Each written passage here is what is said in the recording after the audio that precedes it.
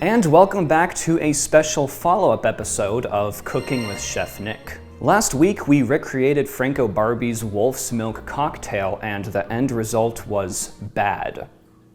In a lot of ways. So bad in fact that my friend Evie made her own recipe that merges the wolf's milk with the Ramos gin fizz it was presumably derived from, which she calls the Il Bambino. And that is what we're going to attempt to make today. Initially, it follows the same formula as the wolf's milk.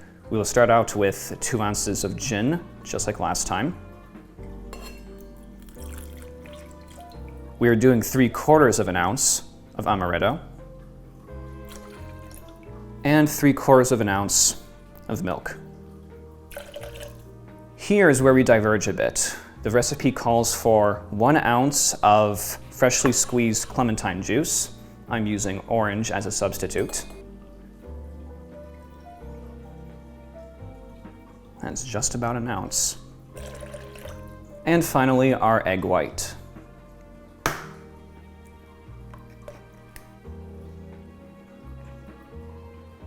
And this time we are shaking for at least 30 seconds.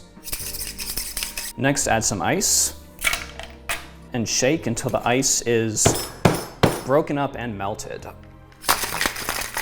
And then we strain it into our glass.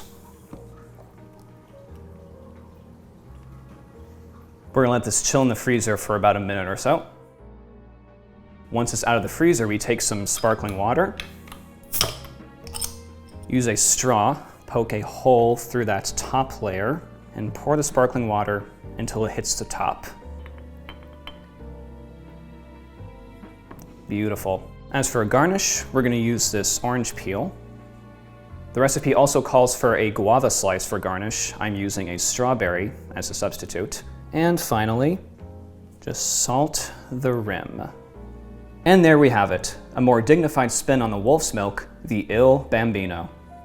But the important thing is, how does it taste? Actually, I forgot one thing, hold on. Orange zest. I gotta say that's a big improvement from last week. It reminds me of the wolf's milk, but the orange juice and the carbonated water undercuts the sweetness, adds a nice kick to it. This is upside down, you know. That's upside down? Yeah, this is supposed to be at the bottom of the cup. Well, it just goes to show the topsy-turvy nature of the Outlast games. I kind of hate it. You kind of hate it? Yeah. Why? What do you not like about it? I think it's just like a sweeter drink, and I'm not too big on the sweet drinks. That's fair.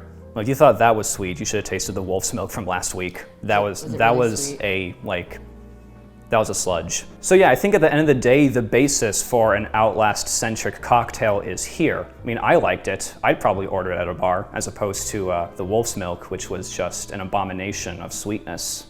So until then, I'll see you all next time.